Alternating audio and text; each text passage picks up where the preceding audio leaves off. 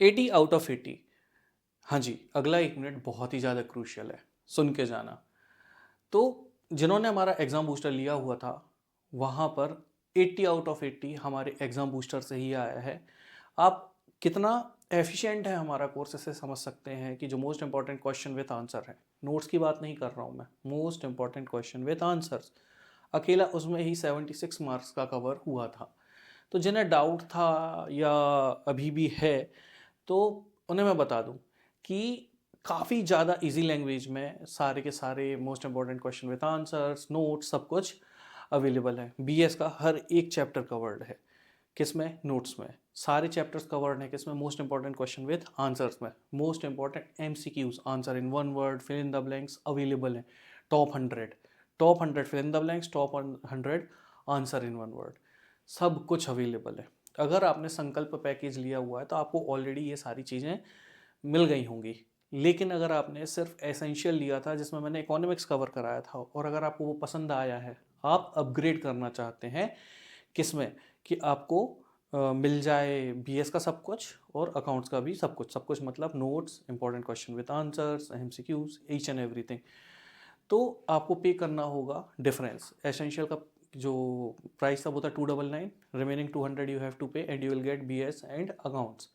अगर आपने कुछ भी नहीं लिया और आप बीएस और अकाउंट्स अच्छे से करना चाहते हैं, तो इसकी जो कॉस्टिंग है वो है 199 रुपीज़। हाँ, तो सीधी बात यह है कि अगर आपके पास कुछ भी अवेलेबल नहीं है, आप चाहते हैं कि आपको अकाउंट और बीएस में एग्ज़ाम बूस्टर मिल जाए, तो आपको पे करने रहेंगे 199। और अगर सिर्फ आप बीएस का लेना चाहते हैं तो यहाँ पर ये आपको पड़ेगा 129 रुपीज़ में। क्या क्या मिलेगा इसमें? इसमें आपको मिलेंगे नोट्स, इसमें आपको मिलेंगे most important question with answers, इसमें आपको मिलेंगे टॉप 100 एमसीक्यूज, जिसमें फिल इन द ब्लैंक्स होंगे टॉप 100 और टॉप 100 होंगे आंसर इन वन वर्ड। तो बस यही मैसेज मुझे अब तक कन्वे करना था, और बढ़ेंगे आज के वीडियो में, करेंगे शुरुआत। My name is Manav, let's get started.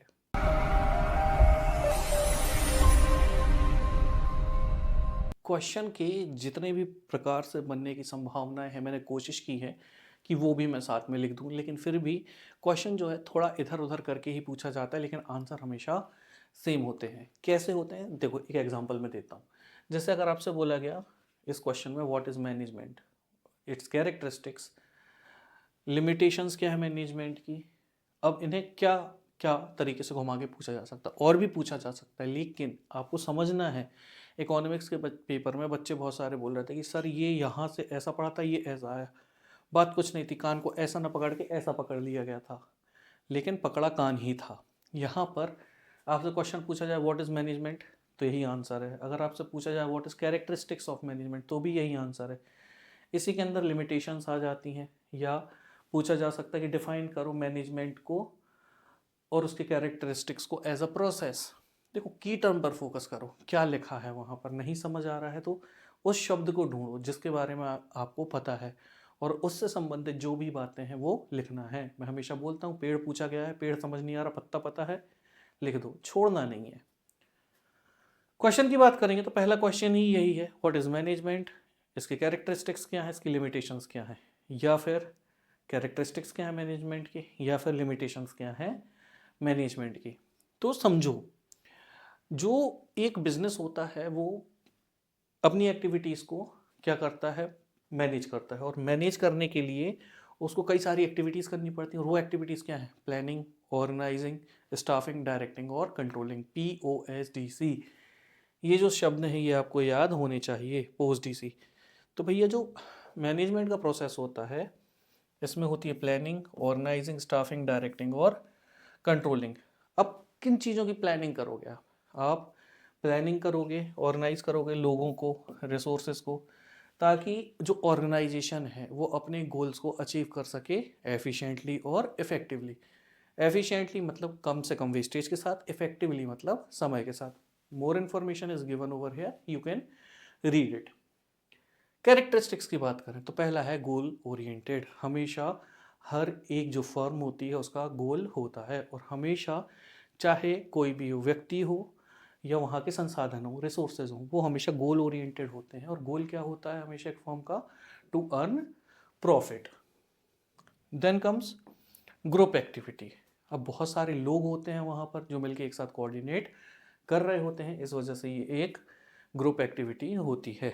और मैनेजमेंट को आप सिर्फ एक दिन नहीं करते, आप उसे लगातार करते रहते हो। इसी वजह से जो मैनेजमेंट है ये एक कंटिन्यूअस प्रोसेस होता है। क्योंकि मैनेजमेंट को आप देख नहीं सकते, सुन नहीं सकते, तो ये एक इंटेंजिबल प्रोसेस है, डायनेमिक फंक्शन है। बदलते वक्त के साथ आपको बदलाव लेकर आना होता है अपनी मैनेजमेंट में, और इसी वजह से इसे बोलते हैं डायनेमिक। डायनेमिक मतलब जिसमें बदलाव आता रहे। इसी वजह से कहते हैं बेटा human nature is dynamic in nature, वक्त के साथ साथ जो है ये बदलता रहता है। Management is pervasive. अब ऐसा नहीं है कि मैनेजमेंट सिर्फ एक फॉर्म में है बेटा, मैनेजमेंट या किसी एक देश की फॉर्म्स में नहीं। जितने भी सफल देश हैं और सफल तरीके से किसी भी तरीके की इंडस्ट्री को रन कर रहे हैं, वहाँ पर भी मैनेजमेंट होता है। इसका मतलब सिंपल शब्दों में ये है कि जो मैनेजमेंट है बेटा ये हर जगह एग्जिस्ट करता है। Then comes management is a social process. Management एक सोशल प्रोसेस होता है जहाँ रिलेशनशिप्स होती हैं और ये लोगों को मोटिवेट करता है कि भैया अपन को एक कॉमन गोल को क्या करना है, अचीव करना है। देन हम बात करेंगे लिमिटेशंस ऑफ मैनेजमेंट की। उससे पहले मैं आप सभी को बहुत ही ज़्यादा दिल से थैंक यू बोलना चाहूँगा, क्योंकि आपने जितना प्यार मुझे दिया है और जिस तरीके से दिया है, आपने जितने प्यारे कमेंट किए हैं, जिस तरीके से अपनी भावनाएं व्यक्त की हैं, मैं हमेशा बोलता हूँ कि मैं उन लोगों में से हूँ जो हमेशा अप्रिशिएट करता है छोटी सी छोटी चीज़ों को, छोटी छोटी बातों में खुश हो जाने वाला व्यक्ति। तो आपकी कमेंट जब भी आती हैं तो मुझे बहुत खुशी होती है, और इतना सारा प्यार बरसाने के लिए दिल से थैंक यू। और बस इसी तरीके से आप प्यार बरसाते रहिएगा, इसी तरीके से मैं आपके लिए कंटेंट लेकर आता रहूँगा, और हम सब साथ पढ़ेंगे और आगे बढ़ेंगे। बात करेंगे लिमिटेशंस की बेटा। सो बच्चे, मैनेजमेंट जो है ये अकेले, देखो लिमिटेशंस पढ़ रहे हैं हम, है ना। लिमिटेशंस की अगर हम बात करें तो क्या मतलब होता है, ड्रॉबैक। अब मैनेजमेंट की दिक्कत है, मैनेजमेंट अकेला रिजल्ट नहीं दे सकता। क्यों? क्योंकि मैनेजमेंट में ज़रूरत होती है लोगों को गाइड करने की, उनके साथ कोऑर्डिनेट करने की, और एक्चुअल वर्क जो है ये एम्प्लॉयज़ करते हैं। और एम्प्लॉयज़ अगर ढंग से चीज़ें नहीं करेंगे तो मैनेजमेंट कैसा भी हो वो ढंग से काम नहीं करेगा। कहने का मतलब ये है कि पूरे क्लास में अगर बिगड़ैल बच्चे हों और टीचर लाख कोशिश कर ले कि मैनेज कर पाए, तो फिर वो नहीं करेगा। साथ में जब सब एक साथ एफर्ट करते हैं तभी चीज़ें आगे बढ़ती हैं। उसी तरीके से एक फॉर्म में भी ऐसा होता है। मैनेजमेंट सक्सेस को गारंटी नहीं करता। क्यों? क्योंकि यहाँ पर बहुत सारी चीज़ें हैं। हमेशा यहाँ से आगे के चैप्टर की कुछ हिंट है। देखो, मैनेजमेंट जो होता है वो जुड़ा हुआ था दो फैक्टर से, एक इंटरनल फैक्टर और एक एक्सटर्नल फैक्टर। इंटरनल फैक्टर चीज़ें संभाल सकता है, एक्सटर्नल फैक्टर नहीं संभाल सकता। आप व्यवसायी हो के व्यवसाय में चल रही चीज़ों को, अपने एम्प्लॉयज़ को, अपनी पॉलिसीज़ को तो कंट्रोल कर सकते हो, लेकिन सरकार को कंट्रोल नहीं कर सकते। आप सरकार की पॉलिसीज़ को कंट्रोल नहीं कर सकते, आप नेचुरल कैलेमिटीज़ को कंट्रोल नहीं कर सकते। आप लाख अच्छा कर लो आपकी मशीन पे, या आपकी फैक्ट्री में बिजली गिर जाए, जस्ट एग्जांपल के लिए है ये। लेकिन अगर ऐसा होगा तो आप कितने भी सख्त हो तो भी कोई फ़र्क नहीं पड़ेगा बेटा। तो it does not guarantee success. Government policy, competition, market condition, economic changes, ये सारी चीज़ें इन्फ्लुएंस डालती हैं मैनेजमेंट पे। देन कम्स मैनेजमेंट जो है ये एग्जैक्ट साइंस नहीं है। क्यों नहीं है? साइंस बात करता है कि हार्ड एंड फास्ट रूल्स की, ये ऐसा है तो ऐसा ही होगा। जैसे अगर हम देखें जो न्यूटन के रूल्स हैं वो चेंज नहीं होते, तो कुछ भी कर लो, है ना। हालांकि साइंस की बात करने यहाँ बेकार है, और अगर साइंस इतना पसंद ही होता तो हम क्यों ही ये पढ़ रहे होते। और अच्छी बात है, ये ज़्यादा मज़ेदार है। समझो, यहाँ चीज़ें बदलती हैं, वक्त के साथ साथ बदलेंगी, और क्योंकि इसमें बदलाव आ सकता है तो ये कॉन्ट्रडिक्ट करता है किसको? साइंस को। तो मैनेजमेंट एक एग्जैक्ट साइंस नहीं होता है। मैनेजमेंट कॉस्टली होता है, पैसे बहुत खर्च होते हैं। क्यों? क्योंकि यहाँ पर स्किल्ड मैनेजर चाहिए होते हैं, अच्छा स्टाफ चाहिए होता है, और क्योंकि ये महंगा पड़ता है तो कई बार ये अफोर्ड कर पाना मुश्किल हो जाता है। रेजिस्टेंस टू चेंज, एम्प्लॉयज़ की आदत हो जाती है।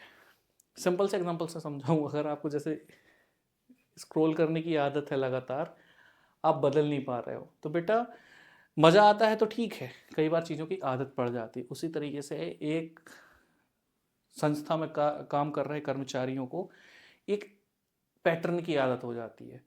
मैनेजमेंट क्या करता है, वक्त के साथ बदलाव लाता है। एम्प्लॉयज़ बोलते हैं अरे यार, अब भी तो एक्सेल सीखा था, अब भी तो वर्ड सीखा था, अब ये एआई आ गया, अब एआई सीखना पड़ेगा, समझ रहे हो। तो इस तरीके की चीज़ें होती हैं वहाँ पर। चेंज जो होता है उसको रेजिस्ट करते हैं, रोकते हैं कौन, एम्प्लॉयज़। Dependence on environment. अब जो मैनेजमेंट है, मैंने बताया इंटरनल फैक्टर कंट्रोल कर सकता है, एक्सटर्नल फैक्टर जैसे social factor, political factor, economic factor, ये सारी चीज़ें जो है ये कंट्रोल नहीं कर सकता। तो उसकी निर्भरता होती है एक्सटर्नल एनवायरनमेंट में। Moving on to the next one. अगर बच्चा आपको ये वीडियो पसंद आ रहा है तो वीडियो को लाइक करें, चैनल को सब्सक्राइब करें, अपने दोस्तों के साथ ज़्यादा से ज़्यादा शेयर करें ताकि उनका भी भला हो सके, गरीबों का फ़ायदा हो जाएगा। और बात करेंगे अगले क्वेश्चन की कि what are the primary functions of management. अब यही क्वेश्चन की प्राइमरी फंक्शन क्या है या फंक्शन क्या है, बात एक ही है, क्वेश्चन घुमा के पूछे तो भी। देन अभी मैंने बताया था यहाँ पर क्या क्या चीज़ें आपको मिलेंगी, प्लानिंग, ऑर्गेनाइजिंग, स्टाफिंग, डायरेक्टिंग और कंट्रोलिंग। आगे चल के चैप्टर है पूरे, उनके भी इंपॉर्टेंट क्वेश्चंस मिलेंगे, दिक्कत की कोई बात नहीं है। और चैप्टर पूरे के पूरे BS के मैंने ऑलरेडी बताए थे, नोट्स में अवेलेबल हैं एग्ज़ाम बूस्टर्स में। और साथ ही साथ में ये ज़रूरी हो जाता है कि आप समझें कि हम एक्चुअल में कर क्या रहे हैं। तो शुरुआत करेंगे प्राइमरी फंक्शन में, पहला प्लानिंग, निर्धारित करना कि भैया कब करना है, क्या करना है, कहाँ करना है, कैसे करना है, is called planning. What to do, how to do and when to do. यहाँ पर आप ऑब्जेक्टिव्स को सिलेक्ट करते हैं और सबसे अच्छा एक्शन क्या होगा आपके फर्म के लिए, आप उसे निश्चित करते हैं। उसके बाद आप प्लान करने के बाद करते हो अरेंजमेंट, लेकिन अरेंजमेंट भाई काफ़ी सस्ता शब्द है, टेक्निकली बिजनेस के टर्म्स में उसे बोलते हैं ऑर्गेनाइजिंग। यहाँ आप अरेंज करते हो टास्क को, रिसोर्सेज को और अथॉरिटी को, अलग अलग डिपार्टमेंट बनाते हो और उनकी रिस्पॉन्सिबिलिटी को निर्धारित करके उनको उनकी रिस्पॉन्सिबिलिटीज़ भी बताते हो। स्टाफिंग, व्यवस्थाएं जमा ली, उन व्यवस्थाओं को चलाने के लिए लोग चाहिए, तो बारी आती है स्टाफ की। अब आप उन्हें क्या करोगे, ऐसे तो बोलोगे नहीं अक्कड़ बक्कड़ बम्बे बुक, ओ ये पसंद आया आजा, ऐसा तो करोगे नहीं। आपको क्या चाहिए, आपको चाहिए कि भाई आपके संस्था के हिसाब से जो भी सूटेबल व्यक्ति है उसे ही आप क्या करोगे, चयन करोगे। You will select the one who will suit the requirement, right. Moving on, तो आप उन्हें रिक्रूट करोगे, फिर रिक्रूट करने के बाद सिलेक्ट करोगे, सिलेक्ट करने के बाद ट्रेनिंग दोगे, फिर उनको क्या करोगे, और जानकारियाँ दोगे, तो क्या हो जाता है, वो डेवलपमेंट हो जाता है। तो आप एम्प्लॉयज़ को क्या करोगे, डेवलप करोगे with regular training and a lot of experience. The process is called developing of employees. Ensures the right person is placed at the right job, अभी बताया था मैंने आपको ये। फिर आता है बेटा डायरेक्टिंग। ना मूविंग ऑन, अगर हम डायरेक्टिंग की बात करें तो इंसान जो होता है वो बेलगाम होता है। अगर एक दिन चल जाएगा, 2 दिन चल जाएगा, लेकिन उसको लगातार कंट्रोल में रखने के लिए क्या करना पड़ेगा, दिशा निर्देश देने पड़ेंगे। And when you have to direct these employees, these staff, that process is called directing. यहाँ पर आप उन्हें गाइड करेंगे और सुपरवाइज करेंगे। आप यहाँ पर कई सारे फंक्शंस को परफॉर्म करेंगे, जैसे आप ज़रूरत पड़ने पर एक लीडर होंगे। अगर आपको ऐसा लगता है कि बेचारे जो अपने कर्मचारी हैं ये कम गधा मजदूरी कर रहे हैं, तो आप उन्हें मोटिवेट करेंगे, फिर उनके साथ कम्युनिकेट करेंगे और उन्हें सुपरवाइज भी करेंगे। और लास्ट में आता है कंट्रोलिंग। याद रखना, प्लानिंग और कंट्रोलिंग दोनों एक दूसरे से बहुत ज़्यादा जुड़े होते हैं, कई बार से संबंधित क्वेश्चन भी आ जाता है। हालांकि आगे वो क्वेश्चन कवर्ड है, बट जब शुरू से ही हमारी लिंक बन रही है तो क्यों ही हम ऐसा ना करें कि समझते हुए चलें। कंट्रोलिंग, जब हम अपने सेट स्टैंडर्ड्स को कि हम ऐसा करेंगे को कंपेयर करके देखते हैं कि हमने क्या किया, इस प्रोसेस को बोलते हैं बेटा controlling. Measuring actual performance with the plan performance. और अगर आपको किसी भी तरह की गड़बड़ दिखती है तो आप उसको लेके क्या करेंगे, करेक्टिव एक्शंस लेंगे। और बहुत शॉर्ट डेफिनेशन चाहिए और 2 मार्क्स के लिए तो यहाँ पर गिवन है। अब हम बात करेंगे अगले क्वेश्चन की, और क्वेश्चन है कि भाई what are the three level of management, या फिर पूछा जा सकता है what is top level management, या मिडिल लेवल मैनेजमेंट, या फिर लोअर लेवल मैनेजमेंट। डिपेंड करता है कि कितने मार्क्स का क्वेश्चन है। 4 का है तो तीनों पूछेंगे, 2-2 के हैं तो कोई एक पूछेगा। इससे आपके तीनों कवर होंगे। समझो, हम अगर देखें तो एक ऑर्गेनाइजेशन जो है ये 3 लेवल पे डिवाइड की जाती है, और क्या आधार है इनको डिवाइड करने का? तो बच्चे अथॉरिटी के हिसाब से, रिस्पॉन्सिबिलिटी के हिसाब से और फंक्शंस के हिसाब से ये लेवल डिसाइडेड होते हैं। जैसे अथॉरिटी ले लो एग्जांपल के लिए, टॉप में सबसे ज़्यादा है, मिडिल में थोड़ी कम है, लोअर में सबसे कम है। तो यही पैमाने हैं जिसके आधार पे ये जो 3 लेवल ये बनाए गए हैं। इसमें ये जो 3 लेवल होते हैं ये इंश्योर करते हैं कि ऑर्गेनाइजेशन अच्छे से फंक्शन करे, कोऑर्डिनेट करे। 3 लेवल होंगे, टॉप, मिडिल और लोअर। और यहाँ पर कोशिश की जाती है तीनों लेवल के द्वारा कि जो ऑर्गेनाइजेशन की गोल हैं उन्हें अच्छे से क्या किया जा सके, अचीव किया जा सके, through planning, execution, supervision etcetera. Now talking about top level management, यहाँ पर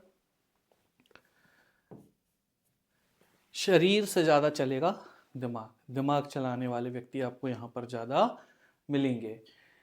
मेंटल लेबर ज़्यादा है, फिजिकल लेबर कम है, क्योंकि ये प्लान करेंगे और सोचेंगे पूरे ऑर्गेनाइजेशन के बारे में। इसमें होते कौन कौन लोग हैं, कई बार यही पूछ लेता है। तो बोर्ड ऑफ डायरेक्टर हैं, managing director, chief executive officer, CEO वगैरह, ये सब टॉप लेवल मैनेजमेंट में आते हैं। काम क्या है इनका?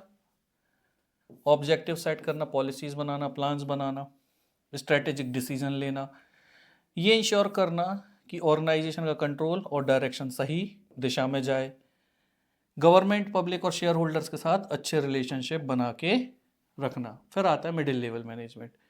यहाँ जो टॉप ऑर्डर से चीज़ें आती हैं उन्हें एग्जीक्यूट करना होता है और कोऑर्डिनेट करना होता है।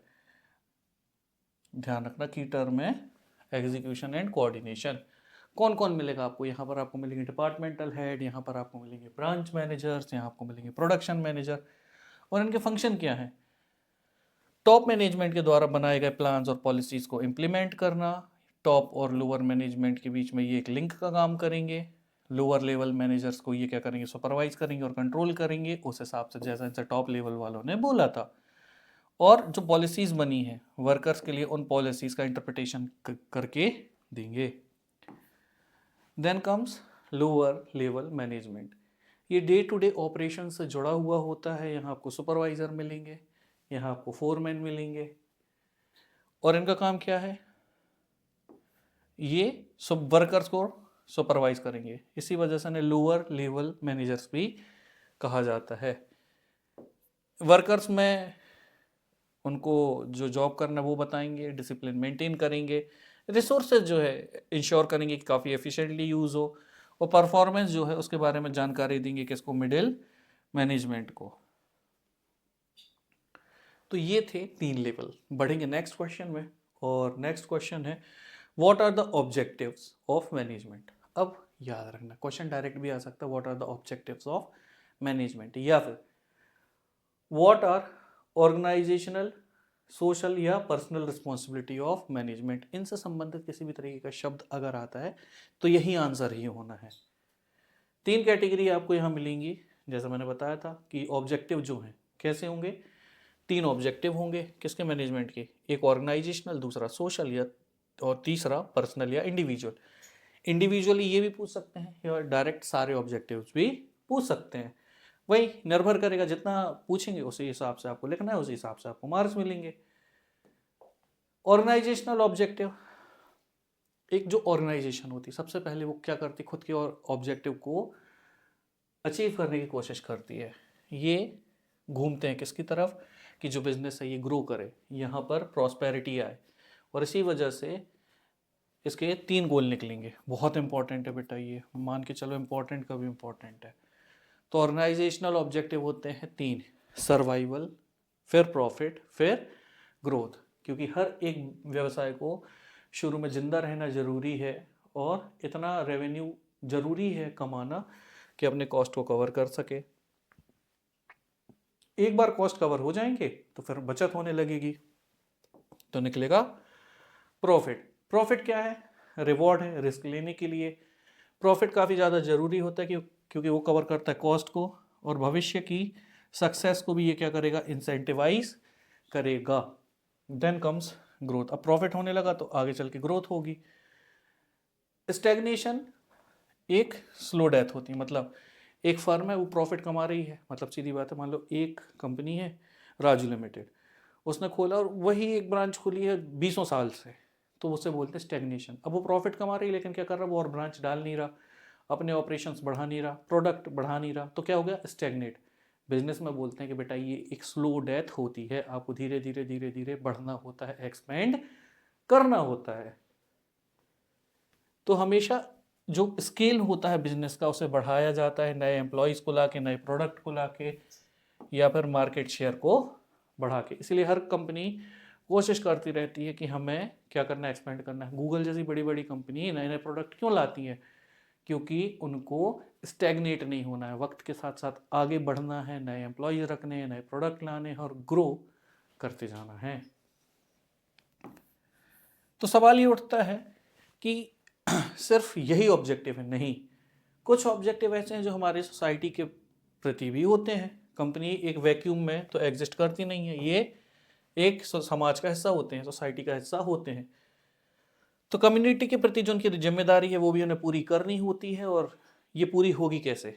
आप क्वालिटी प्रोडक्ट दो, लोगों को एम्प्लॉयमेंट दो, इको फ्रेंडली प्रोडक्ट बनाओ, और सिविक ड्यूटीज़ जैसे स्कूल खोलना, हॉस्पिटल खोलना या चैरिटीज़ करना, इन सब पर भी आपको ध्यान देना होता है। तो ये थे सोशल ऑब्जेक्टिव अगर पूछे जाएँ तो। पर्सनल ऑब्जेक्टिव पूछे जाएँ तो क्योंकि वहाँ पर यानी कि एक ऑर्गेनाइजेशन में बहुत सारे लोग भी काम कर रहे होते, तो उनके खुद के ऑब्जेक्टिव्स भी तो होते हैं, बेटा पेट पालना है, घर चलाना है कि नहीं? जंक फूड खरीद के घर जाना है, खुद भी बीमार होना है, घर वालों को भी बीमार करना है। तो ये है पर्सनल ऑब्जेक्टिव। ये पढ़ेंगे जो वो हैं जो मैंने बताया, वो मत लिख देना कि जंक फूड खरीद के जाना है, वरना लिखा हो मार्क्स काटना है, बोले सर ने बताया था। शॉर्ट में यहाँ लिखा हुआ है कंपेयर करने के लिए, क्विक रिवीजन के लिए। तो पर्सनल ऑब्जेक्टिव क्या है बेटा? Financial needs. फिर क्या है? सोशल नीड्स, मतलब एक एम्प्लॉय काम कर रहा है तो उसको वहाँ पर रिकॉग्निशन चाहिए कि भैया अपनी अपन को चाहिए फुल इज्जत। इज्जत करेगा नहीं तो ऐसे पैसे अपने को चाहिए नहीं। तो बेटा पर्सनल ऑब्जेक्ट में आता है, ऐसे ही बोलते हैं social need, sense of belonging and recognition. फिर क्या होता है? Higher level needs. Higher level needs मतलब अब कोई एक व्यक्ति अगर अच्छा काम कर रहा है तो वो और अच्छा काम कर सके, इसके लिए उसको ट्रेनिंग देना, उसके करियर डेवलपमेंट पे क्या करना? काम करना। तो ये सारे जो होते हैं यही होते हैं ऑब्जेक्टिव्स, तीन तरीके के, ऑर्गेनाइजेशनल, सोशल और personal. Then comes the next one and it is explain the nature of management, या एक्सप्लेन करो कि मैनेजमेंट एज अ साइंस या एज अ आर्ट या as a science and art both, सब एक ही है ये।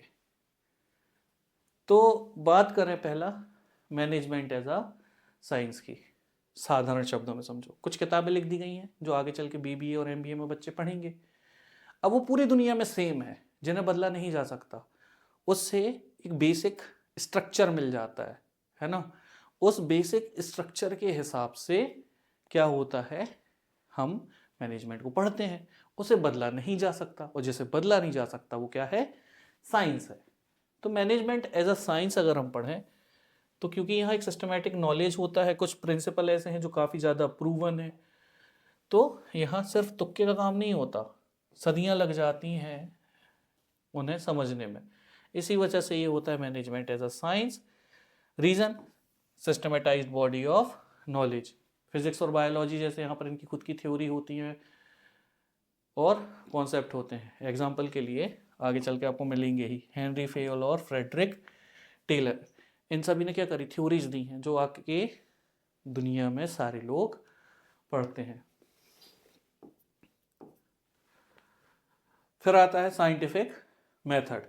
ये यूज़ करते हैं डेटा को, स्टैटिस्टिक्स को, ट्रेंड को, कि वो समझ पाए कि कॉज एंड इफेक्ट रिलेशनशिप क्या है, मार्केट अप है, मार्केट डाउन है। तो ये सारी चीज़ों के लिए क्या चाहिए? Data.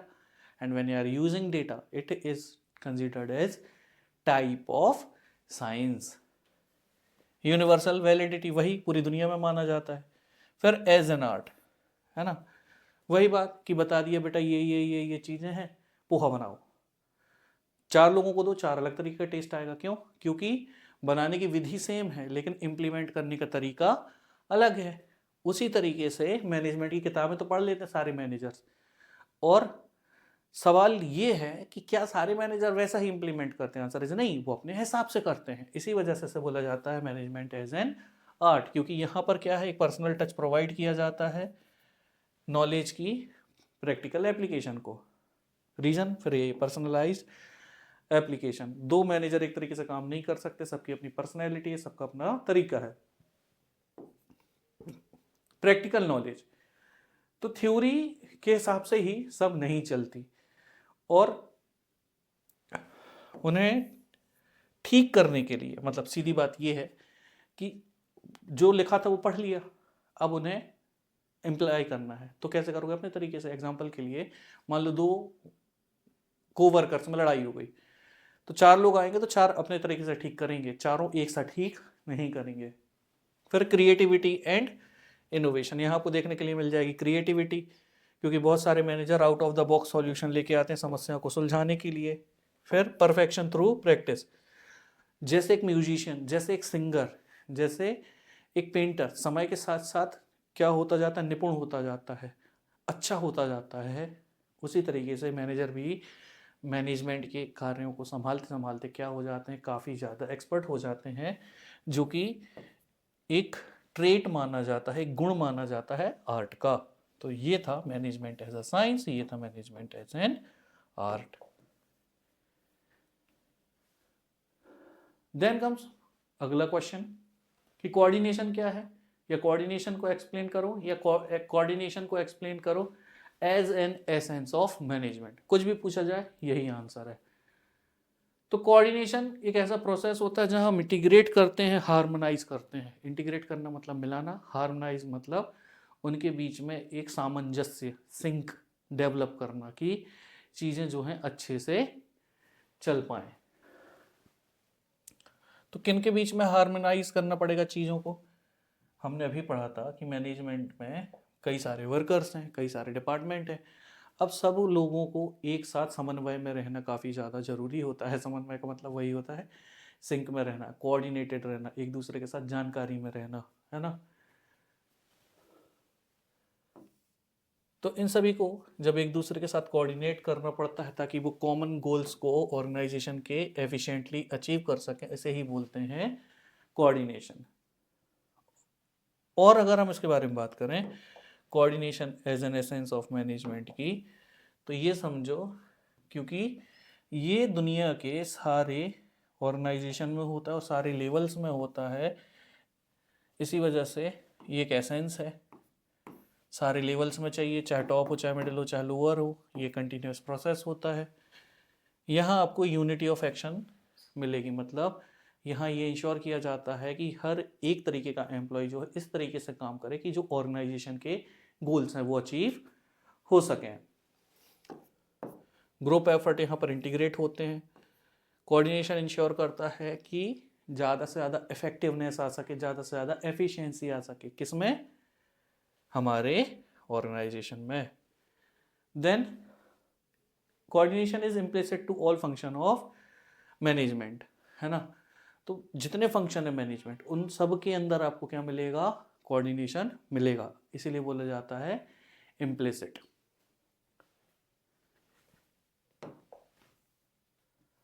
Then comes what are the principle of management and its characters. तो क्वेश्चन कई बार ये आ जाता है कि प्रिंसिपल क्या है मैनेजमेंट के, कैरेक्टर्स क्या है, तो दोनों पढ़ लेंगे।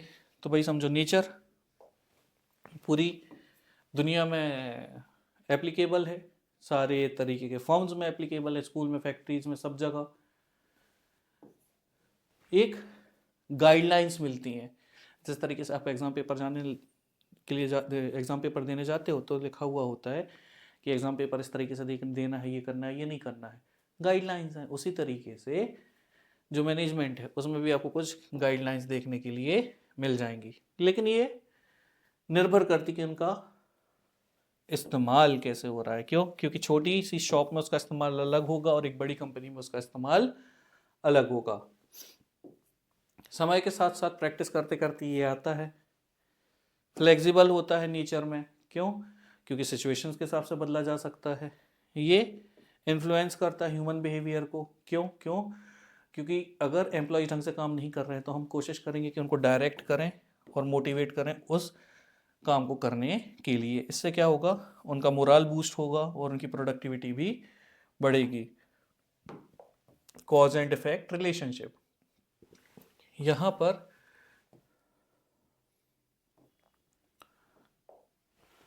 जैसा करोगे वैसा भरोगे वाली रिलेशनशिप होती है। अगर डिसिप्लिन है तो स्मूथ वर्क करेगा कौन? ऑर्गेनाइजेशन। और अगर इम्प्रॉपर डिसिप्लिन है तो क्या? फंक्शनिंग बिगड़ जाएगी। कंटिंजेंट यानी कि सिचुएशनल, ये निर्भर करता है कि सिचुएशन कैसी है। तो बदलते वक्त के साथ उसी हिसाब से निर्णय लेना पड़ता है।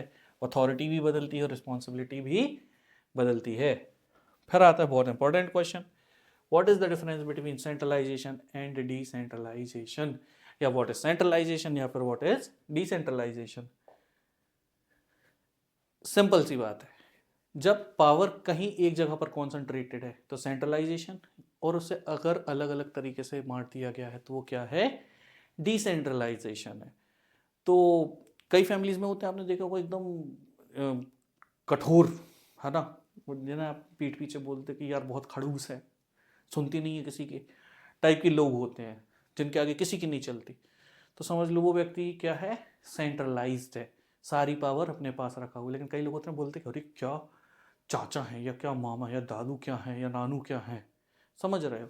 क्यों? क्योंकि वो आपके हिसाब से चीज़ें करने के लिए आपको अलाउ कर रहे हैं, आपको फ्लेक्सिबिलिटी दे रहे हैं, आपको पावर दे रहे हैं। तो यहाँ क्या हो जाता है? डिसेंट्रलाइजेशन हो जाता है। When power is distributed among various kind of employees in an organisation is called decentralisation. एक आइडिया लग गया होगा कि होता क्या है। इनके बीच के डिफरेंसेस पढ़ेंगे। सेंट्रलाइजेशन ये हमेशा टॉप लेवल पर रहेगी। क्यों? क्योंकि बड़े बड़े डिसीजन किसको लेने होते हैं? टॉप लेवल को। डिसेंट्रलाइजेशन में क्या है? Systematic delegation of authority to the lower level. धीरे धीरे अथॉरिटी को देते जाना लोअर लेवल को। तो क्या होता है? ये डिसेंट्रलाइजेशन होता है। बट आपकी लाइफ में भी ऐसा होता है, जैसे जैसे आप बड़े होते जाओगे ना, आपके निर्णय लेने के जो तरीके हैं, आप जो निर्णय लेना चाहते हो, वो आपके पेरेंट्स आपको अलाउ करने लगते हैं। तो आपकी लाइफ भी सेंट्रलाइजेशन से डिसेंट्रलाइजेशन की तरफ जाती है, अगर अच्छे बच्चे रहे तो। बाकी का तो नहीं पता। अथॉरिटी जो है ये किसके पास रहती है? टॉप मैनेजमेंट के पास। यहाँ पर क्या है? डिसेंट्रलाइजेशन ये रहती है मिडिल और लोअर लेवल मैनेजमेंट के पास। डिसीजन मेकिंग, सेंट्रलाइजेशन, इसमें सिर्फ जो टॉप मैनेजमेंट है वो अपने पास पावर रखेगा। लेकिन अगर डिसेंट्रलाइजेशन है तो डिसीजन लेने की क्षमताएं अलग अलग लेवल्स के पास होंगी। जिस तरीके से खड़ूस लोगों के आसपास आप डिमोटिवेट हो जाते हो, उसी तरीके से एक ऐसी ऑर्गेनाइजेशन जहाँ सेंट्रलाइजेशन होती है वहाँ पर एम्प्लॉयज़ जो हैं वो लो इनिशिएटिव लेते हैं, बोलते हैं क्या करना, जैसा बोलना कर दो और छोड़ो, है ना। लेकिन यहाँ क्या है, इन्हें पता है हम अपने हिसाब से चीज़ें कर सकते हैं, तो ये काफ़ी ज़्यादा इनिशिएटिव भी ले सकते हैं और मोटिवेटेड भी रहते हैं। सूटेबिलिटी, अब छोटे ऑर्गेनाइजेशन डिसेंट्रलाइज नहीं कर सकते, नहीं तो दुकान बेच खाएंगे कर्मचारी, तो वहाँ सेंट्रलाइजेशन रखनी पड़ती। देखी होगी ना वो दुकान जो बोले छोटू ये निकाल वो निकाल, ऐसा कर वैसा कर, दो अपन को भी देख लगता कितना बदतमीज है। भाई करना पड़ता है उनको, मजबूरी है, नहीं करेंगे तो सुनेंगे नहीं। तो छोटे लेवल में काफ़ी ज़्यादा सूटेबल है कौन? सेंट्रलाइजेशन। लेकिन बड़े ऑर्गेनाइजेशन में डिसेंट्रलाइजेशन अच्छा है। अब पूरा काम अंबानी जी तो कर नहीं सकते, तो वो क्या करते हैं? पावर को डिस्ट्रीब्यूट करते हैं। हाँ, कंट्रोल भी बनाए रखते हैं लेकिन पावर भी डिस्ट्रीब्यूटेड रहती है। तो बड़े ऑर्गेनाइजेशन के लिए क्या है? डिसेंट्रलाइजेशन अच्छा है। कंट्रोल, यहाँ काफ़ी ज़्यादा सेंट्रलाइज्ड कंट्रोल होता है। यहाँ पर क्या होता है? शेयर्ड रिस्पॉन्सिबिलिटी होती है। फ्लेक्सिबिलिटी की बात करें तो ये लेस फ्लेक्सिबल है और ये काफ़ी ज़्यादा फ्लेक्सिबल है और रिस्पॉन्सिव है। तो भैया हमारी तरफ से एक प्रोटिप है आपके लिए। प्रोटिप क्या है? अगर लिमिटेशन पूछ ली जाए और किसके, सेंट्रलाइजेशन के डिसेंट्रलाइजेशन के लिए। तो आपको क्या करना है, वाइसा वर्सा लिखना है। कैसा लिखना है वाइसा वर्सा, ये समझो। एग्जाम्पल के लिए, authority remains in the top management can be written as there is lack of authority in the lower and middle level management. Decentralisation, centralisation का क्या पूछा गया, लिमिटेशन। तो उसका मेरिट क्या है कि टॉप लेवल में पावर है, लेकिन डीमेरिट क्या है कि मिडिल और लोअर में नहीं है। तो मेरिट पूछे तो टॉप लिख दो, डीमेरिट बोले तो क्या, नीचे वाले लेवल लिख दो।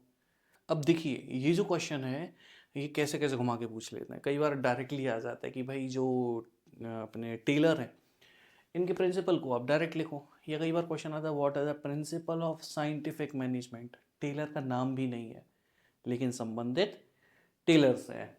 तो समझेंगे कि जो टेलर हैं इन्हें पहली बार बोला जाता है फादर ऑफ साइंटिफिक मैनेजमेंट। इनके प्रिंसिपल क्या है, तो पहले science not rule of thumb. यहाँ पर आपको यूज़ करना है आपकी बुद्धि का, या किसी भी तरीके के हार्ड एंड फास्ट रूल जो आपने पढ़ रखे हैं वो नहीं यूज़ करने हैं। यहाँ आप हटाते हैं पुराने ट्रायल और एरर मेथड को और आप इनकी जो है साइंटिफिक स्टडी करते हैं। इनका कहना था कि हमेशा किसी ना किसी काम को करने के लिए एक सबसे बेस्ट रास्ता जरूर होता है। There is always one best way to maximise efficiency, efficiency को बढ़ाने के लिए। और इसे हम प्रॉपरली समझ के एनालाइज करके कर सकते हैं, तुक्के लगाकर नहीं। तो इसीलिए कहा जाता है science not rule of thumb, harmony not Discord. यहाँ पर जो मैनेजमेंट है और वर्कर है उनके बीच में जो है एक हार्मनी डेवलप करनी पड़ेगी, रहनी चाहिए। और इसी से क्या होगा, जो हमारी ऑर्गेनाइजेशन है वो आगे बढ़ेगी। तो इम्पोर्टेंट क्या है, मैनेजमेंट और वर्कर एक दूसरे के साथ हार्मनी में रहे, ये डिसिप्लिन और लॉयल्टी फॉलो करें। कौन करेंगे भाई, डिसिप्लिन और लॉयल्टी फॉलो करेंगे वर्कर्स।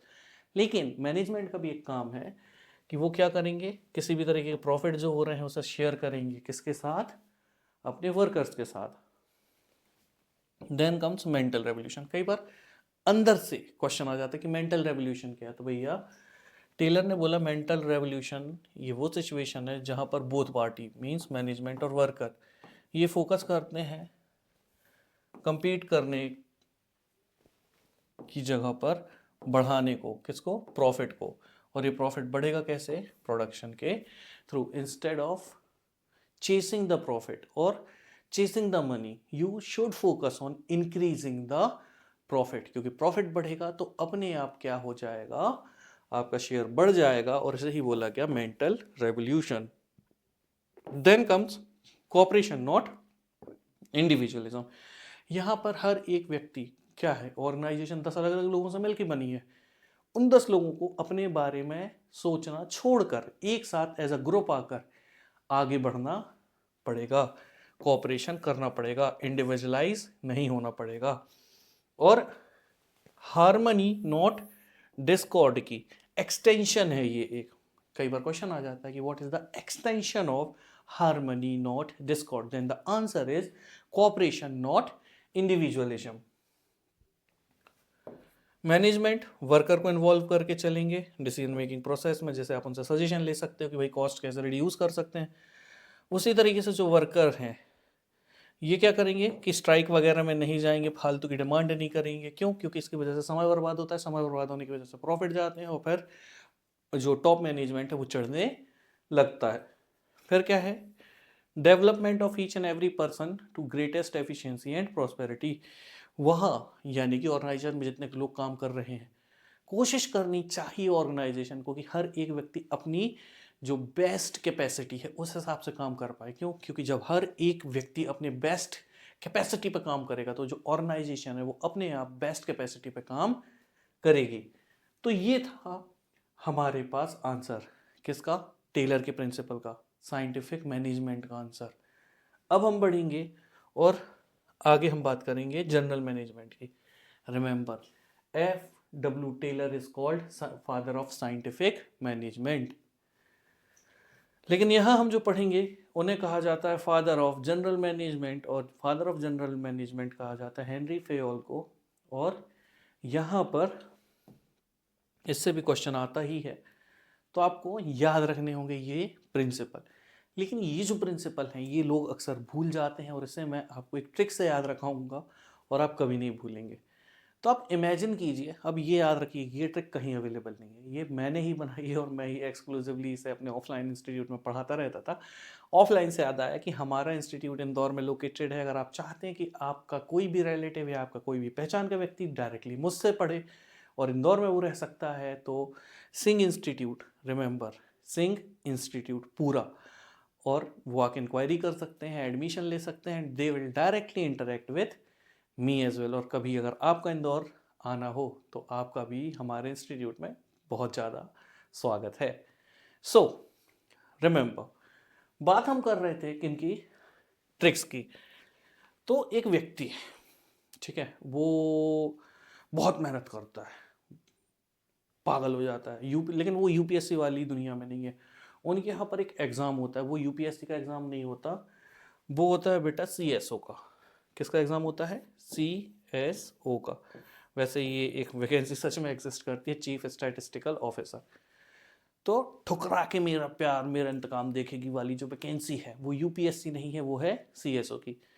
तो एक व्यक्ति घर वालों से भी परेशान और दिल भी टूटा है भाई का, तो वो जाता है, बहुत मेहनत करता है, और मेहनत कर करके मोटिवेशन ले लेके, है ना, बन जाता है एक दिन क्या, सीएसओ। और बस सीएसओ बन के ऐसे ढोल बाजे के साथ जा ही रहा होता है। फिर वो देखता है कि पापा ये भी सीएसओ बन गए हैं। तो वो हैरान रह जाता है ये देख के कि जो वो लड़का है उसके पापा क्या बन जाते हैं, सीनियर सीएसओ बन जाते हैं। तो यहाँ पर वो जो लड़का है वो अपने पापा को देखता है और उनसे एक सवाल पूछता है, और वो सवाल था क्या, डैड, सवाल था डैड, यू टू, आप भी बन गए what, senior CSO, dad you to senior CSO. याद रखना, ट्रिक वाहियात है लेकिन अच्छी बात है, वैसी कौन सी याद रहती, तो वाहियात बातें सही याद रहना चाहिए, है ना, और याद रहने के साथ लिखना भी है। और अच्छी बात यह है कि पूरे नेट में चेक कर लेना, जो ट्रिक्स मिलेंगी वो आगे पीछे मिलेंगी, ये पूरा सीक्वेंस है बेटा, है ना। तो कल को कहीं और अगर ये मिल जाए तो समझ लेना ओरिजिनल आइडिया कहाँ से आया था। वैसे भी मेरी कॉपी बहुत हो रही है, लेकिन ठीक है, आपका प्यार जब तक है तो कोई चिंता नहीं।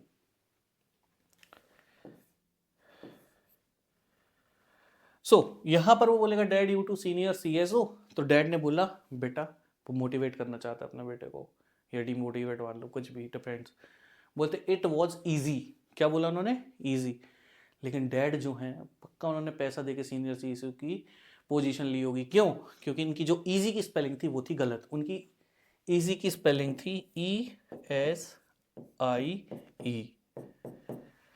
तो बन गई भैया जी trick, dad you to senior CSO easy. तो शुरुआत करेंगे डैड से। तो डैड में पहला डी है डिवीजन ऑफ वर्क। यहाँ पर जो एक ऑर्गेनाइजेशन होती है उसमें चल रहे काम को अलग अलग टास्क में छोटे छोटे डिवाइड किया जाता है, जिससे हर एक व्यक्ति उस काम में स्पेशलाइज हो जाता है, और रिपीटेडली उस काम को करने से वो व्यक्ति क्या होता है, एफिशिएंट और एक्यूरेट हो जाता है। Then comes authority and responsibility, A for authority and responsibility. तो यहाँ हमेशा बैलेंस होना चाहिए, अथॉरिटी का भी और पावर का भी। अगर ये दोनों का बैलेंस बिगड़ा तो दिक्कत आ जाएगी ऑर्गेनाइजेशन में। अथॉरिटी ज़्यादा हुई तो पावर का मिसयूज, रिस्पॉन्सिबिलिटी ज़्यादा हुई तो मैनेजर जो काम कंप्लीट कर ही नहीं पाएगा। देन ये वाला डी, डिसिप्लिन। इसका मतलब ये होता है कि हर एक ऑर्गेनाइजेशन में जो रूल्स हैं रेगुलेशंस हैं, वहाँ पर चाहे एम्प्लॉय हो चाहे मैनेजर हो, हर एक व्यक्ति को उस डिसिप्लिन को फॉलो करना है। तो यहाँ पर हमारे 3 कंप्लीट हो गए डैड से। तो डैड के बाद क्या था, U2। तो भैया U2 देख लेंगे क्या है। U2 तो पहला U है यूनिटी ऑफ कमांड, दूसरा जो U है वो है यूनिटी ऑफ डायरेक्शन। हर एक सबऑर्डिनेट, याद रखना सबऑर्डिनेट टर्म, मैं आज के बाद सारे हमारे मोस्ट इंपॉर्टेंट की सीरीज में 4 पार्ट आने वाले हैं उसमें भी मैं यूज़ करूँगा। तो सबऑर्डिनेट का मतलब होता है जो नीचे वाली पोजीशन में होता है, सब होता है सबऑर्डिनेट, और जो ऊपर वाली पोजीशन में होता है उसे बोलते हैं सुपीरियर। जैसे मान लो मैनेजर है और डेप्यूटी मैनेजर है, तो बेटा मैनेजर जो है ये हो जाएगा सुपीरियर, और जो डेप्यूटी मैनेजर है ये कहलाएगा सब ऑर्डिनेट। तो कहा जाता है पहला यूनिटी ऑफ कमांड में कि जो सबऑर्डिनेट है उनके लिए एक ही सुपीरियर होगा। एक से ज़्यादा सुपीरियर होने पर क्या है, सोचो मम्मी बोले वहाँ चले जाओ, पापा बोले वहाँ चले जाओ, आप कहीं नहीं जा पाओगे। तो हमेशा एक सबऑर्डिनेट पे एक सुपीरियर होगा। ये सारे एक्सप्लेनेशंस बेटा बहुत अच्छे से मैंने समझाए हुए हैं वो चैप्टर्स में जो यूट्यूब पर ऑलरेडी अवेलेबल हैं। रिमेंबर, बहुत ही अच्छे से सब कुछ कवर करा है मैंने हमेशा। यहाँ पर मैं आपके लिए सॉल्यूशंस लेके आया हूँ, किनका, जो most important question with answer है उसका। और यहाँ पर हमारा अगला टॉपिक है क्या, unity of direction. One head one plan. हर एक हेड जो है वो एक प्लान को लीड करेगा। मतलब सीधी बात यह है कि ऑर्गेनाइजेशन में चाहे लोग 10 हों, कितने भी हों, लेकिन सबका जो डायरेक्शन है वो हमेशा एक कॉमन गोल की तरफ रहेगा।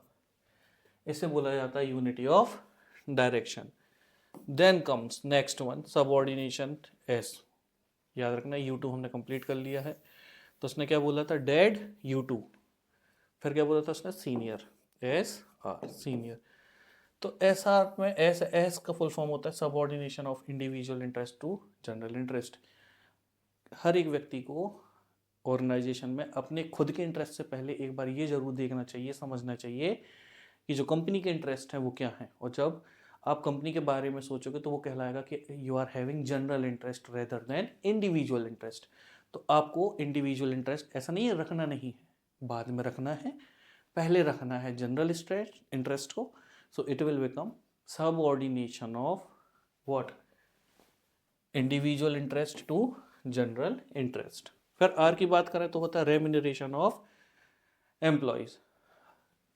व्यक्ति जो है, जो मेहनत कर रहा है, उसे हमेशा जो पेमेंट है, कंपनसेशन है, वो हमेशा अच्छे से देनी चाहिए,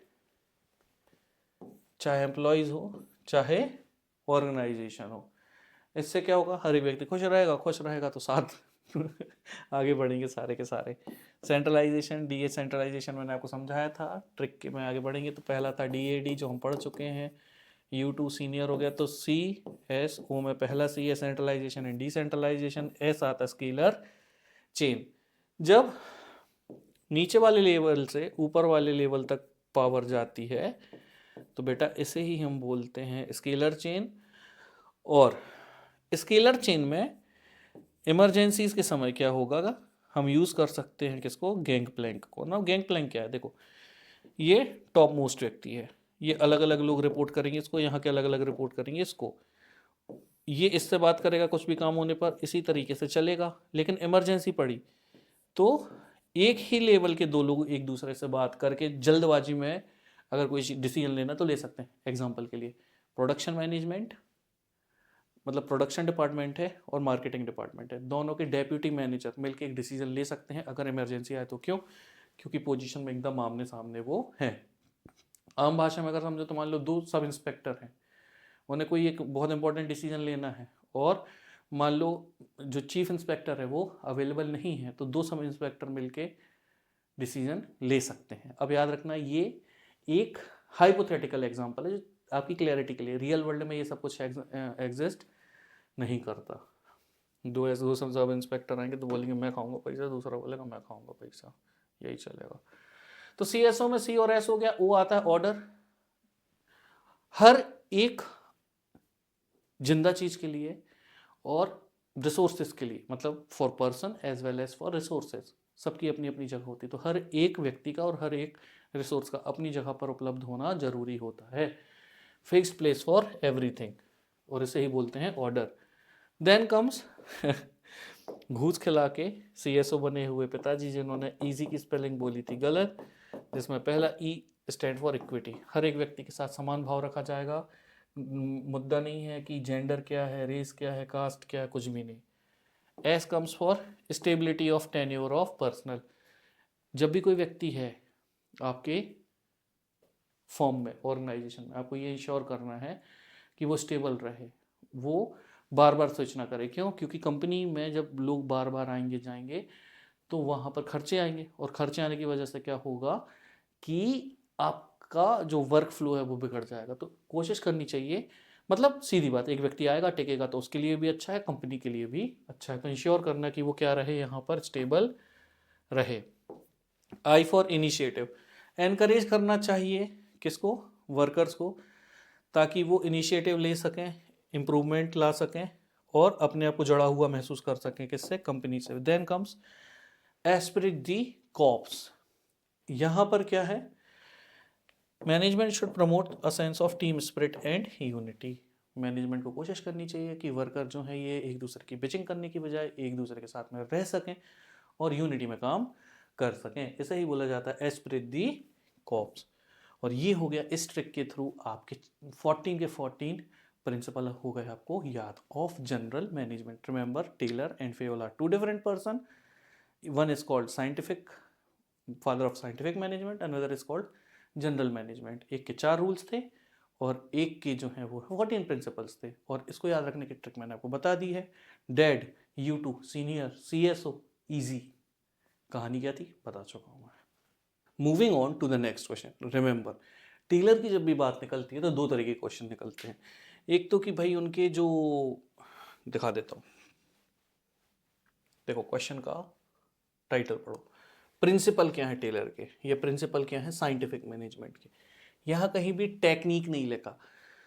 टेलर से संबंधित दो चीजें हैं, एक प्रिंसिपल और दूसरा टेक्निक। प्रिंसिपल हमने 4 पढ़े थे, टेक्निक की अगर हम बात करें तो अगला क्वेश्चन ही हमारा टेक्निक का है।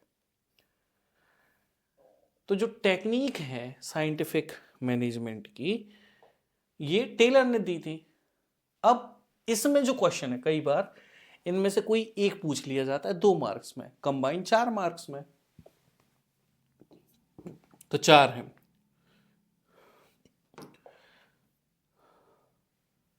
क्या क्या है?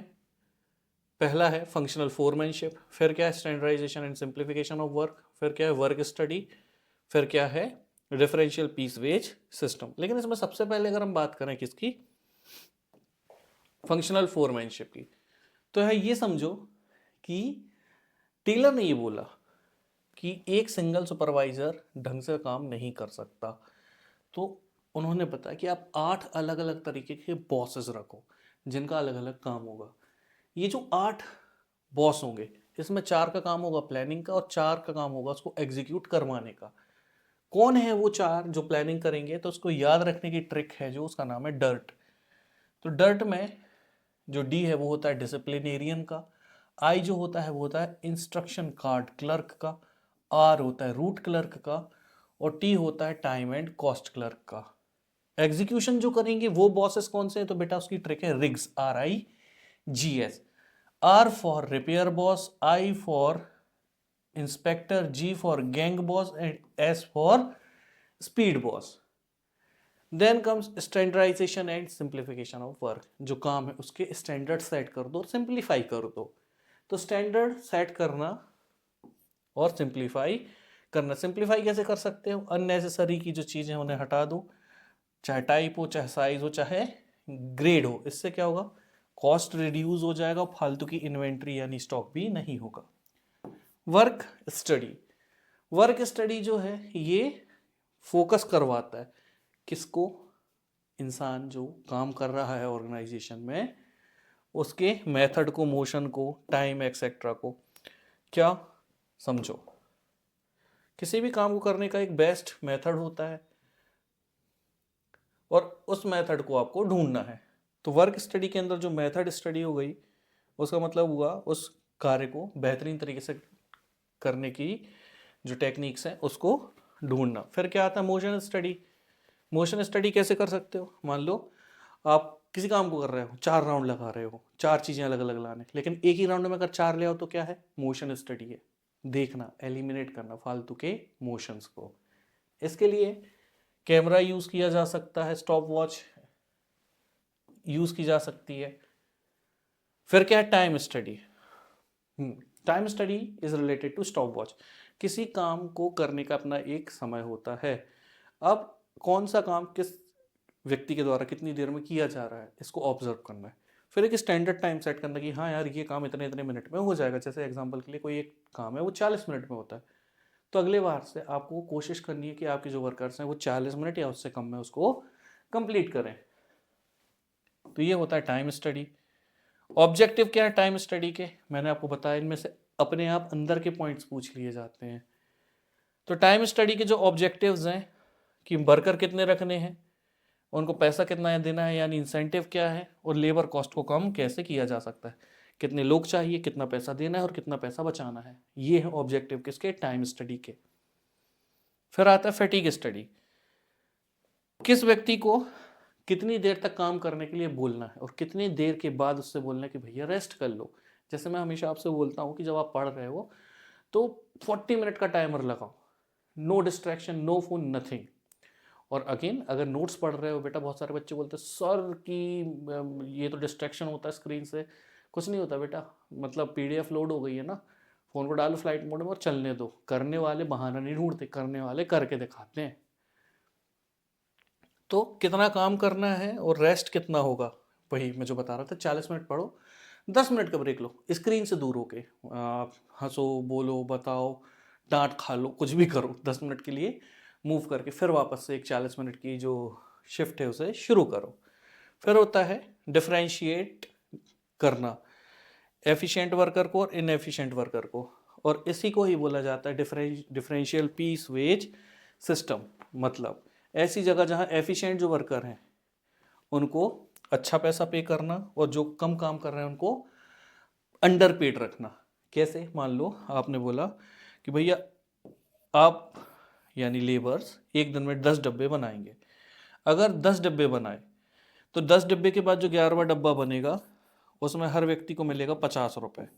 लेकिन अगर 10 से या 10 से कम बनाए तो उसमें आपको मिलेगा कितना, 40 रुपये।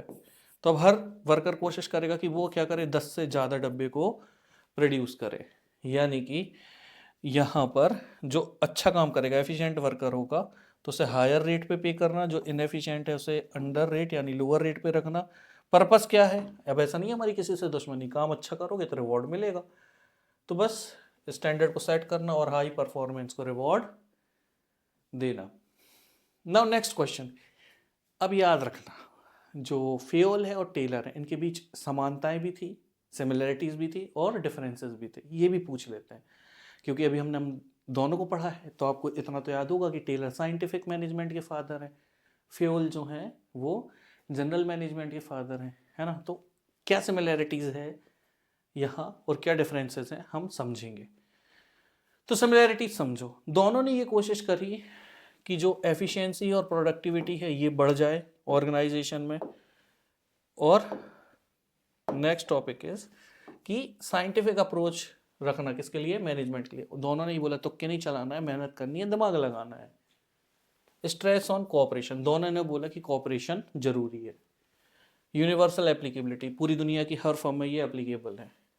दोनों ने फोकस करवाया कि भैया अच्छे से मैनेजमेंट पर क्या करो, फोकस रखो। इनके बीच के डिफरेंसेस क्या हैं, तो ये बहुत इंपॉर्टेंट है। टेलर ने समझाया कि जो लोअर लेवल है यानी कि शॉप फ्लोर या वर्कर्स, उन पे ज़्यादा फोकस करवाया किसने, टेलर ने। फ्यूल ने फोकस करवाया किस पे, टॉप और मिडिल पे। मतलब जो 3 लेवल होते हैं उसमें टॉप और मिडिल पर जो फोकस था वो था फ्यूल का, और जो लोअर लेवल पर फोकस था वो था टेलर का। अब लोअर लेवल में है तो यहाँ वर्कर और टास्क पे ध्यान दिया जाएगा। यहाँ पर क्योंकि टॉप मैनेजमेंट दोनों इन्वॉल्व है तो पूरी ऑर्गेनाइजेशन पर ध्यान है। टेलर के जो प्रिंसिपल हैं ये एकदम स्पेसिफिक है और रिजिड है, इन्हें बदला नहीं जा सकता। फ्यूल के जो है ये फ्लेक्सिबल होते हैं और समय के साथ साथ उनको चेंज करके यूज किया जा सकता है। स्कोप जो है टेलर का ये लिमिटेड है, अगेन क्योंकि यहाँ पर भी भेदभाव हो रहा है, देखो क्योंकि शॉप फ्लोर से जुड़ा हुआ है। फ्यूल का क्या है, वाइड है, क्यों, क्योंकि टॉप और मिडिल लेवल है। नंबर ऑफ प्रिंसिपल यहाँ 4 हैं, यहाँ 14 है। यहाँ टूल्स ऑफ प्रोडक्शन की बात की गई है और यहाँ बात की गई है कि वर्कर्स कैसे हिस्सेदार होते हैं किसके, ऑर्गेनाइजेशन के। सो ये थे differences. Then comes what is business environment, इसके कैरेक्टरिस्टिक्स क्या है या इंपॉर्टेंस क्या है। क्वेश्चन घुमा के पूछ सकते हैं कैसा कि पहला बिजनेस एनवायरनमेंट क्या है, या फिर इंपॉर्टेंस क्या है, या फिर कैरेक्टरिस्टिक्स क्या है, किसी भी तरीके से। तो बिजनेस एनवायरनमेंट जो होता है ये होता है सम ऑफ ऑल एक्सटर्नल फोर्सेस, जितने भी एक्सटर्नल फोर्सेस हैं उनको जब एक साथ हम रख देते हैं तो बन जाता है क्या, बिजनेस एनवायरनमेंट। एक्सटर्नल फोर्सेस में फैक्टर भी हो सकते हैं, इंस्टीट्यूशन भी हो सकते हैं। अब ये जो फैक्टर हैं ये क्या है, इकोनॉमिक, सोशल, पॉलिटिकल, लीगल और टेक्नोलॉजिकल। याद रखना ये जो बिजनेस एनवायरनमेंट है इसके जो फैक्टर होते हैं, इसको याद रखने की जो ट्रिक है वो है PESTL, pastel, political, economic, social, technological और लीगल। कैरेक्टरिस्टिक्स की बात करें तो इन सभी के टोटल से ही चलती है एक ऑर्गेनाइजेशन। तो क्या मिलेगी आपको, टोटलिटी ऑफ एक्सटर्नल फोर्सेस, समय के साथ साथ बदलना जरूरी है, डायनेमिक। अब क्योंकि बदलाव आता रहता है तो अनसर्टेन होता है, कभी एकदम से फायदा भी हो सकता है और नुकसान भी हो सकता है। जैसे हाल ही में क्या हुआ था कि जो ट्रम्प है उन्होंने उन्होंने नहीं उसने, ठीक है, रिस्पेक्ट नहीं, अच्छे लोगों को रिस्पेक्ट देने का अब सनकी है वो। तो बात कर रहे थे हम क्या कि उसने क्या टैरिफ कभी का जम कम कर दी, कभी ज़्यादा कर दी, तो किसी का फायदा किसी का नुकसान, क्या है, अनसर्टेनिटी है। इंटर रिलेटेड फैक्टर, अब सारे के सारे फैक्टर जो है वो एक दूसरे से जुड़े हुए हैं। जैसे पॉलिटिकल और इकोनॉमिक ले लो, तो पॉलिटिकल चेंजेस ही ट्रंप ने करवाए थे, तो इकोनॉमिक चेंजेस आए ना, तो क्या हुआ, एक दूसरे से इंटर रिलेटेड है, कॉम्प्लेक्स है, काफ़ी जटिल होता है, इतना इजीली समझ नहीं आते। रिलेटिव कॉन्सेप्ट, ये देश देश और रीजन टू रीजन वरी करते हैं, कंट्री टू कंट्री अलग है, रीजन टू रीजन अलग है। इंपॉर्टेंस की अगर हम बात करें तो बिजनेस एनवायरनमेंट हमारी मदद करता है समझने में कि क्या क्या अपॉर्चुनिटीज़ हैं, क्या ऐसे थ्रेट्स हैं जो हमें आगे चलकर मिलने वाले हैं। फिर ये मदद करता है हमारी प्लानिंग में और पॉलिसी मेकिंग में, कि हमें प्लानिंग कैसे करनी है, हमारी पॉलिसीज़ कैसी होनी चाहिए एनवायरनमेंट को समझ के। जब ये चीज़ें समझ आ जाती हैं तो हमारी परफॉर्मेंस बढ़ जाती है, क्योंकि एनवायरनमेंट की अवेयरनेस से हम डिसीजन अच्छे से ले पाते हैं। और जब ये सारी चीज़ें करेंगे तो आते हुए जो बदलाव हैं हम उनके साथ क्या करेंगे, अच्छे से कोप कर जाएंगे। Helps in coping with changes, आगे चल के ग्रोथ होगी और एक्सपेंशन होगा, क्योंकि एनवायरनमेंट हमें समझ आ चुका है। फिर जब ये सब कुछ हो गया तो हमारा बिजनेस काफ़ी अच्छे से सरवाइव करेगा। अब हम समझेंगे अगला सवाल, और ये सवाल है कि what are the general forces या फिर specific forces of business environment. Business environment में दो तरीके के फोर्सेस होते हैं, स्पेसिफिक और जनरल। दोनों बहुत इंपॉर्टेंट होते हैं, लेकिन एक में कंट्रोल होता है और दूसरे में कंट्रोल नहीं होता। तो समझो यहाँ पर जिन पर हमारा कंट्रोल है वो है स्पेसिफिक फोर्सेस। स्पेसिफिक फोर्सेस ये वो एक्सटर्नल फैक्टर होते हैं जो एक एंटरप्राइज को कैसा अफेक्ट करेंगे, डायरेक्टली, और इसका असर उनकी दैनिक गतिविधियों में, डे टू डे एक्टिविटीज़ में पड़ेगा। एग्जाम्पल के लिए कस्टमर है, कस्टमर ज़्यादा गए तो भी असर पड़ेगा, अच्छी बात है, नहीं आए तो भी पड़ेगा, बुरी बात है। फिर आता है कॉम्पिटिटर, अगर राइवल कंपनी ने अपने प्राइस गिरा दिए तो आपको भी उस हिसाब से रिएक्ट करना पड़ेगा अपना मार्केट शेयर बचाने के लिए। फिर इन्वेस्टर और शेयर होल्डर, अगर ये भी किसी भी तरीके का गड़बड़ घोटाला कर दें तो भी आपकी कंपनी पर डायरेक्ट असर पड़ेगा। फिर आता है सप्लायर, अगर ये स्ट्राइक पे चला जाए तो सोचो आपके प्रोडक्शन का क्या हाल होगा। तो ये सारे स्पेसिफिक फोर्सेस जो हैं ये कहलाते हैं बिजनेस एनवायरनमेंट के स्पेसिफिक फोर्सेस। मूविंग ऑन, अगर हम बात करें जनरल फोर्सेस की तो बेटा ये भी एक्सटर्नल फैक्टर है, लेकिन इन पर हमारा किसी भी तरीके का कंट्रोल नहीं होता। क्यों? क्योंकि आप चाह के भी इन्हें कंट्रोल नहीं कर सकते। एग्जाम्पल मैंने अभी बताया था, पेस्टल याद रखने के लिए, और ये जनरल फोर्सेस थे हमने पीछे डिस्कस किए हैं। सोशल फोर्सेस मतलब समाज में जो चीज़ें चल रही हैं, जैसे वहाँ के custom, tradition, value, social trends, इसे आप चेंज नहीं कर सकते। इनडायरेक्ट असर है। लीगल फोर्सेस कि लॉ कौन से आ रहे हैं, कोर्ट के जजमेंट क्या जा रहे हैं। इकोनॉमिक फोर्सेस कि इंटरेस्ट रेट कैसे हैं, इंटरेस्ट रेट का डायरेक्ट या इनडायरेक्ट क्या असर होता है, इनडायरेक्ट होता है, सीधा सीधा दिखाई नहीं देता, दैनिक गतिविधियों में दिखाई नहीं देता। इन्फ्लेशन का असर होता है, लोगों की इनकम घट रही है बढ़ गई, इसका असर पड़ता है। टेक्नोलॉजिकल चेंजेस, जो साइंटिफिक इंप्रूवमेंट आ रहे हैं, इनोवेशन आ रहे हैं, इनका जो असर है वो हो गया। फिर क्या हो गया, पॉलिटिकल फोर्सेस। तो इसके बारे में क्या ही समझाना, सरकार बदलते ही कितने सारे बदलाव आ जाते हैं। अभी मैंने बताया कि ट्रंप की सरकार थी तो पॉलिसी कुछ और थी, बाइडन की सरकार थी तो कुछ और थी, कल को जॉन सीना बन गया प्रेसिडेंट तो पॉलिसी कुछ और होंगी। So yes, general forces external होती हैं, इनडायरेक्ट इफेक्ट होता है। स्पेसिफिक फोर्सेस एक्सटर्नल होती हैं, असर डायरेक्ट होता है। वहाँ कस्टमर सप्लायर ऐसे लोग होंगे, यहाँ पेस्टल होगा। और ये क्विक रिवीजन के लिए चार्ट भी मैंने आपके लिए बना दिया है। तो अभी हमने बात की थी स्पेसिफिक और जनरल फोर्सेस की। अब हम बात करेंगे इंटरनल एनवायरनमेंट की और एक्सटर्नल एनवायरनमेंट की। तो इनके बीच का डिफरेंस पूछा जा सकता है, या पूछा जा सकता है इंटरनल एनवायरनमेंट क्या है, या पूछा जा सकता है एक्सटर्नल एनवायरनमेंट क्या है। तो इंटरनल एनवायरनमेंट की अगर हम बात करें तो ये ऑर्गेनाइजेशन के अंदर होता है, एक्सटर्नल बाहर होता है। इंटरनल फर्म के लिए स्पेसिफिक होता है, यहाँ पर एक्सटर्नल में फर्म स्पेसिफिक भी होता है और बड़े लेवल पर भी होता है, मतलब यहाँ माइक्रो भी होगा और मैक्रो भी होगा। कंट्रोल, इंटरनल में आप कंट्रोल कर सकते हैं, मॉडिफिकेशन कर सकते हैं, लेकिन एक्सटर्नल आपके कंट्रोल के बाहर होता है। इंटरनल एनवायरनमेंट फर्म के स्ट्रेंथ और वीकनेसेस को क्लियरली बता सकता है, लेकिन एक्सटर्नल एनवायरनमेंट आपको या तो अपॉर्चुनिटीज देगा या तो थ्रेट देगा, या तो खतरा है या फिर आपको अपॉर्चुनिटी मिलेगी। स्कोप की अगर हम बात करें तो इंटरनल जो है ये ऑर्गेनाइजेशन तक लिमिटेड है, लेकिन यहाँ पूरा का पूरा देश या पूरा का पूरा राज्य इन्वॉल्व होता है। ये नैरो होता है, ये वाइड होता है। Example, man power, machine, management policies, ये सारी चीज़ें इंटरनल में आती हैं, लेकिन एक्सटर्नल में जीएसटी चेंजेस, नई टेक्नोलॉजी का आना, गवर्नमेंट पॉलिसीज का बदल जाना, ये सारी चीज़ें आएंगी। Next, what is liberalisation, globalisation and privatisation, या 1991 के बाद ऐसे कौन से बदलाव आए थे इंडियन इकोनॉमिक एनवायरनमेंट में। या फिर ये भी पूछा जा सकता है कि economic environment of India explain करो, या वो लिबरलाइजेशन क्या था, या ग्लोबलाइजेशन क्या था, या प्राइवेटाइजेशन क्या था।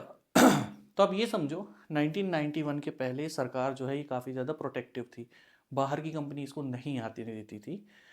तो इसकी वजह से क्या होता था कि जो फॉरेन इन्वेस्टमेंट है वो भारत में नहीं आया। एक समय पर हमारा जो फॉरेन एक्सचेंज रिजर्व है ये काफ़ी ज़्यादा कम हो गया, और उस वजह से हमें हमारा गोल्ड जो है ये क्या करना पड़ा, एज अ मॉर्टगेज रख के लोन लेना पड़ा। और फिर वहाँ पर कई सारे रिफॉर्म्स जो हैं वो हमें सजेस्ट कराए गए वर्ल्ड बैंक और आईएमएफ यानी कि इंटरनेशनल मॉनेटरी फंड के द्वारा। तो ये जो बदलाव आए ये कैसे थे, पहले मैं जनरली आपको समझाता हूँ, फिर आपको मैं थ्योरी समझा दूंगा। देखिए, पहले जो चीज़ें चलती थी वो होती थी LPQ। 1991 के पहले क्या होता था, LPQ। तो LPQ में L जो था वो था लाइसेंसिंग, P था क्या, परमिट, और Q जो था ये था कोटा। तो इनको रिप्लेस कर दिया गया किससे, LPG से। तो लाइसेंसिंग की जगह आ गया लिबरलाइजेशन, परमिट की जगह आ गया प्राइवेटाइजेशन, और कोटा की जगह आ गया ग्लोबलाइजेशन। तो लाइसेंस राज को खत्म कर दिया गया। यही LPQ जो मैंने आपको बताया क्या था, यही तो लाइसेंस राज है बेटा। और आगे चल के इकोनॉमी खोल दी गई, तो ये हो गई कैसी इकोनॉमी, मार्केट ड्रिवन। अब हम बात करेंगे कि एक्चुअल में लिबरलाइजेशन क्या था। तो लिबरलाइजेशन का मतलब ये था कि जितने रेस्ट्रिक्शन लगा दिए गए थे सब खत्म कर दिए गए, जो 1991 से पहले होते थे। कौन कौन से मेजर लिए गए, कई बार मैंने बताया स्पेसिफिक ये भी आ जाता है। तो मेजर जो लिए गए कि लाइसेंस खत्म कर दिया गया ऑलमोस्ट सारी कंपनीज से, बस कुछ ऐसी कंपनीज थी जिन्हें इससे क्या किया गया, एक्सक्लूड किया गया। और वो सारी चीज़ें कौन सी हैं, जैसे लिकर, सिगरेट, ऑब्वियसली इनको लाइसेंस लेना ही पड़ेगा। डिफेंस सरकार खुद देखती है, एक्सप्लोजिव सरकार खुद देखेगी, है ना, एटलीस्ट इंडिया में तो देखेगी, पाकिस्तान का नहीं पता। फिर ड्रग और केमिकल, ये भी क्या करेगी, सरकार देखेगी। इसके अलावा बाकी चीज़ें जो हैं, इससे लाइसेंसिंग हटा दी गई। बिजनेस के एक्सपेंशन में फ्रीडम लेके आया गया। प्राइजेस को क्या कर दिया गया, डीरेगुलेट। पहले सरकार निर्धारित करती थी कौन से प्रोडक्ट का प्राइस कितना होगा, अब बनाने वाला इंसान क्या कर सकता था, निर्धारित कर सकता था।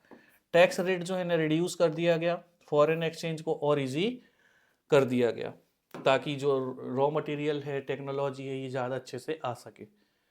फिर आता है क्या, प्राइवेटाइजेशन। प्राइवेटाइजेशन का मतलब यही था कि जो सरकारी कंपनियां थी, पब्लिक सेक्टर था, उसे ज़्यादा से ज़्यादा कन्वर्ट किया जा सके किसमें, प्राइवेट सेक्टर में। मेजरमेंट क्या किए गए, डिसइन्वेस्टमेंट। वही बात, पब्लिक सेक्टर का जो शेयर था उसे दे दिया गया किसको, प्राइवेट सेक्टर को। सरकार ने अपना इन्वेस्टमेंट वापस लिया, दे दिया प्राइवेट इन्वेस्टर्स को। तो ये हो गया डिसइन्वेस्टमेंट। फिर क्या था, डाइल्यूशन ऑफ स्टेक। सरकार ने जो अपनी ओनरशिप थी उसे कम कर दिया बिलो 51%। क्यों, ताकि प्राइवेट सेक्टर यहाँ पर आ सके और अच्छे से कंट्रोल कर सके। मतलब 100% से रिड्यूस करके कितना कर दिया, सिर्फ 51%। फिर इंडस्ट्रियल एंड फाइनेंशियल कंस्ट्रक्शन के लिए बनाया गया एक बोर्ड, और नाम ही रखा गया board for industrial and financial reconstruction, जिसमें ऐसी पब्लिक कंपनीज, पीएसयूज जो लॉस बना रही हैं या सिक हैं, जैसे आज के समय एक है बीएसएनएल जो लॉस मेकिंग है, जो सिक है, इनको रिवाइव कराने के लिए एक बोर्ड बनाया गया, उसका नाम रखा गया BIFR। और फिर नवरत्न पॉलिसी लाई गई। नवरत्न पॉलिसी का मतलब सीधा सीधा यही था कि जो कहाँ गया, पीएसयूज, पब्लिक सेक्टर यूनिट्स हैं, जैसे इंडियन ऑयल, जैसे भारत पेट्रोलियम, इनको ज़्यादा ऑटोनॉमी दे दी गई है। भैया अपने हिसाब से डिसीजन लो, लेकिन ऐसी चीज़ें बनाओ कि क्या कर सको, ग्लोबली compete कर सको। Then comes globalisation. और ग्लोबलाइजेशन में क्या था, इसमें हम इंटीग्रेट कर रहे थे अपनी भारत की इकोनॉमी को बची हुई दुनिया की इकोनॉमी के साथ में, ताकि जो गुड्स हैं, सर्विसेज हैं, कैपिटल हैं, ये बॉर्डर के आसपास इजीली फ्रीली फ्लो कर सके। की मेजर्स क्या लिए गए, reduction in import duties. Import duties कम कर दी गई। एक्सपोर्ट ड्यूटीज़ को ख़त्म कर दिया गया ताकि भारत का माल ज़्यादा से ज़्यादा एक्सपोर्ट हो सके। फॉरेन डायरेक्ट इन्वेस्टमेंट को अलाउ किया गया। ये डोमिनोज, मैकडी सब कुछ तभी आ पाए जब ये रेस्ट्रिक्शंस हटा दिए गए थे, ग्लोबलाइजेशन आ गया था। रुपी कन्वर्टिबिलिटी अलाउ कर दिया गया था कि भारत का जो रुपी है अब ये कन्वर्ट किया जा सकता था किसी और मुद्रा में, ताकि ट्रेड ईजी हो सके। और लॉन्ग टर्म ट्रेड पॉलिसीज लेके आई गई ताकि भारत में जो फॉरेन इन्वेस्टमेंट है ये काफ़ी अच्छे से आए और जो ग्लोबल कंपटीशन है ये इंक्रीज हो। अब यहाँ पर जो प्रोटेक्शन था डोमेस्टिक कंपनीज को जो दिया गया था वो क्या किया गया, हटा दिया गया। सो यस, वीडियो पसंद आई है तो लाइक करें, और ज़्यादा पसंद आई है तो कमेंट करें, और बहुत पसंद आई है तो सब्सक्राइब करें। और ये पार्ट 1 था, 4 पार्ट है, 3 पार्ट और आएंगे। प्रिपरेशन बहुत अच्छे से करनी है।